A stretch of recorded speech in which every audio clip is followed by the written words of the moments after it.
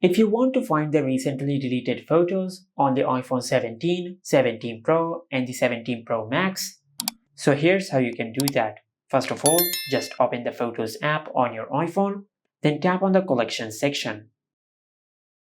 Now under the Utilities section, you will find the option of Recently Deleted. Just tap on it, then tap on View Album. Now just enter your lock screen passcode.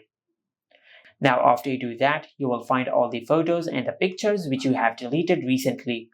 Now if you want to recover a deleted photo or a picture from the recently deleted section, just tap on Select and select the photos which you want to recover, just like that. Then tap on the three dots over here and tap on Recover. Now just tap on Recover Photos, and after you do that, you will recover the selected photos on your iPhone, just like that. And this is how you can find recently deleted photos or pictures on the iPhone 17, 17 Pro and the 17 Pro Max. Make sure to like, comment and subscribe. Thank you for watching.